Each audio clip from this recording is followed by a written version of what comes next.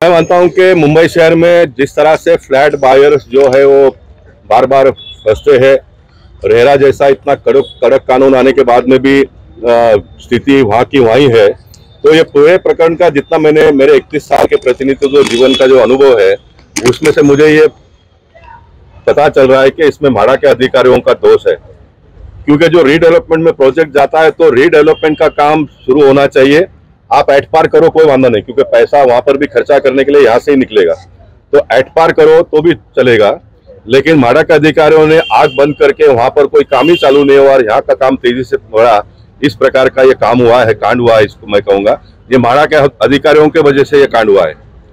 लेकिन अभी सरकार के हस्तक्षेप के बाद में वहां का भी काम गति से शुरू है। इसलिए मैं शॉर्ट में ये कहना चाहूंगा, जो जूने लोगों को जब तक पोजीशन नहीं मिलता है तब तक उनको भाड़ा मिलना चाहिए और काम को और तेज गति से आगे बढ़ाकर जल्दी से जल्दी मिले, इस प्रकार का प्रयास हमने करना चाहिए। जो रिटायर जज की नियुक्ति हुई है देशमुख साहब की, उन्होंने तुरंत इसके बारे में जजमेंट देना चाहिए, किसका दोष है, किन्होंने गलती किया है। इसलिए ये जो फ्लैट परचेसर है इनको भी जल्दी से जल्दी पोजीशन मिले। अगर म्हाडा ने इनको स्टॉप वर्क दिया है तो स्टॉप वर्क विड्रॉ करने के लिए इन्होंने कोशिश करना चाहिए। अगर स्टॉप वर्क नहीं दिया है तो इन्होंने तुरंत काम शुरू करके ये काम को पूरा तैयार कर देना चाहिए। जिस दिन देशमुख साहब का निर्णय आ जाएगा तब एक 8-15 दिन में ऑक्यूपेशन मिलकर इनका काम पूरा हो जाएगा। कुल मिलकर जो यहाँ के फ्लैट बायर है और वहां के फ्लैट बायर है, दोनों पथरावाला चाली के, दोनों लोगों को न्याय मिले, इसलिए मैं यहाँ पर आया हूँ। ये पूरे कांड में अगर ये तीनों बिल्डर में से भी किसी का गलत है और दोषी है तो उनके ऊपर भी कार्रवाई होनी चाहिए, म्हाडा के ऑफिसरों के ऊपर कार्रवाई होनी चाहिए और दोनों जो पक्षकार है, जो फ्लैट परचेसर और जूने लोग, उनको पोजीशन मिलने तक उनको भाड़ा मिलना चाहिए, ये मेरी मांग रहेगी। राज्य में भी आपकी सरकार है, केंद्र में आपकी सरकार है, क्या आपको लगता है कितने सालों से जो लोग यहाँ पर खड़े हुए हैं तो उनको जो है न्याय मिल पाएगा? निश्चित न्याय मिल पाएगा और मैं दोनों सरकार के तरफ से यहाँ पर आया हूँ। केंद्र में भी मेरी सरकार है, महाराष्ट्र में भी मेरी सरकार है और मेरी सरकार की तरफ से मैं आया हूँ और बहुत जवाबदारी से मैं कहता हूँ दोषी अधिकारियों के ऊपर हम कार्रवाई करेंगे और जो निर्दोष फ्लैट बायर्स और जो जुने पथरावाले चालक के लोग हैं उनको 100% न्याय मिलेगा, इसलिए मैं यहाँ पर आया। काल तुम्ही एका कार्यक्रमामध्ये मुंबई महापालिकेच्या निवडणुका लवकर घ्याव्यात असं सांगितलं नाही, तुमचे नगरसेवक विसरून जातील तुम्हाला। महानगरपालिकेच्या निवडणुका वेळेवर व्हायला पाहिजे हे गोपाल शेट्टी नव्हे तर कायदा म्हणतोय आणि निवडणुका महानगरपालिकेचा असो, विधानसभेचा असो किंवा लोकसभेचा असो, कारण हे कायदा आहे आणि अधिकारी आहेत। कायद्यानुसार अधिकारी काम करत नसेल तर त्यांच्यावरती अंकुश ठेवण्यासाठी जनप्रतिनिधी असतात आणि म्हणून आज मुंबई महानगरपालिकेमध्ये नगरसेवक त्यांचा पद बरखास्त झालेला, म्हणून ते ऍक्टिव्ह आहेत की नाही आहेत तो एक भाग वेगळा आहे। म्हणून अधिकारी जे एकदम मोकाट्याने सुटलेत त्यांच्यावरती अंकुश ठेवणारा कोणी नाही, स्टँडिंग कमिटी नाही, कॉर्पोरेशन हाऊस चालत नाहीये, स्थानिक पातळीवरती वॉर्ड ऑफिसमध्ये जर नगरसेवक माजी नगरसेवक गेले तर त्यांना किती ऐकलं जातो, त्यांना किती सन्मान दिला जातो हे आपण सर्व पाहत असतो आणि म्हणून लोकशाहीमध्ये निवडणुका वेळेवर होणं हे अभिप्रेत आहे आणि म्हणून मी काल बोललो महानगरपालिकेच्या निवडणुका लवकर व्हाव्यात। बजेटकडे कसं बघता तुम्ही मुंबई महापालिकेचं बजेट? मुंबई महानगरपालिकेचा बजेट 52,000 कोटीचा आहे। माझी अशी इच्छा आहे का महानगरपालिकेने कन्स्ट्रक्टिव्ह कामामध्ये पैसे वापरले पाहिजे। जसे मोदी साहेब 10,000 कोटी या वर्षी इंफ्रास्ट्रक्चर डेवलपमेंटच्या कामासाठी वापरतायत। इंफ्रास्ट्रक्चर डेवलपमेंट का जो काम होता है वो लॉन्ग टर्म के लिए, पब्लिक के लिए होता है, राइट। तो इंफ्रास्ट्रक्चर के काम में महानगरपालिका ने ज्यादा पैसे वापरने चाहिए। मैं देखता हूँ जूना चक्कर टाइल्स निकाल के फिर वापस हर 2 साल में नए नए फुटपाथ बनते हैं, गटर नए नए बनते हैं, जहाँ जरूरी है वो बनना ही चाहिए। लेकिन अनावश्यक पैसा अभी मैं देख रहा हूँ कि स्टेट रोड के बीच का जो मीडियन जिसको बोलते हैं, डिवाइडर भी कुछ लोग बोलते हैं, वो जूना निकाल कर नया लगाया जा रहा है।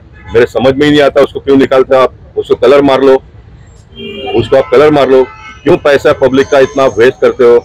आज पूरे मुंबई शहर में, Mumbai is a capital hub of India हम कहते हैं, देश की आर्थिक राजधानी हम कहते हैं, लेकिन मुंबई शहर में अगर कोई बाहर से मुंबई देखने के लिए आता है तो उनको घूमने फिरने के लिए कोई ऐसे एक बहुत बड़ी रानी का बाग जिसको कहते हैं उसको छोड़ेंगे तो नहीं है। छोटे छोटे गार्डन प्लेग्राउंड है, एक अम्यूजमेंट पार्क नहीं है, एक बच्चों को घूमने के लिए कोई जगह नहीं है।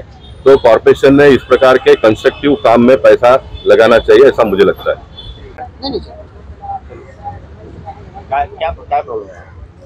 प्रॉब्लेम हीच आम्हाला समजत नाही। पैसे पूर्ण भरले, स्टॅम्प ड्युटी दिलाय, रजिस्ट्रेशन केलंय, पेपर पाहूनच आलोय आम्ही सर्वांनी। पण कुठे काही समजत नाही की कोणी फसवलं आहे आम्हाला.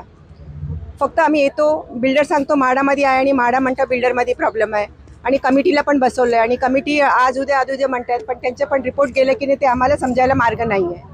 आणि आम्ही असं म्हणतोय की सर्व कमिटीसमोर, म्हाडासमोर, बिल्डरसमोर आम्हाला पण बसवा आणि आम्हाला सांगा काय प्रॉब्लेम आहे ते. पण ते फक्त आज उद्या हिअरिंग आहे म्हणतात, 10 दिवस 15 दिवस 1 महिना कसं निघून जातं ते आम्हाला काही समजत नाही आहे. आणि आम्ही फक्त विचारताना आम्हाला हे म्हणतात की पेंडिंग आहे आणि हिअरिंग होणार आहे.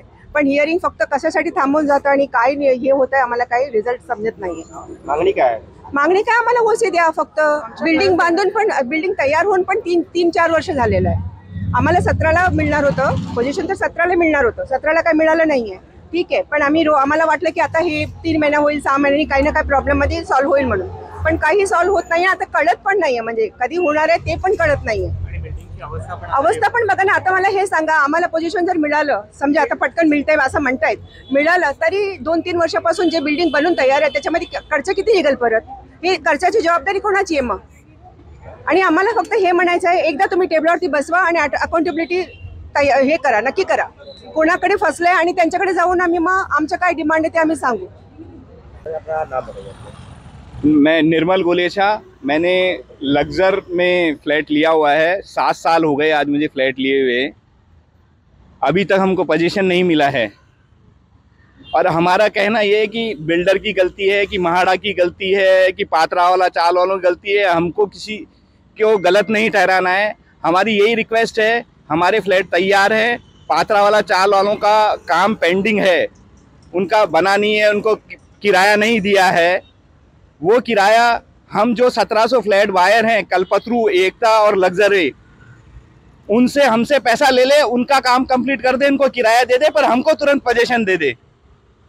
क्योंकि आज हम रेंट भर रहे हैं, हम ये समझेंगे कि 2 साल हमने और रेंट भरा, पर हमको आज हमारा पोजीशन मिल गया. बस यही मेरी रिक्वेस्ट है आप लोगों से कि आप मेरी ये बात सब तक पहुंचाएं, तो जिससे हम जल्द से जल्द हमारे फ्लैटों में शिफ्ट हो सके. Thank you very much.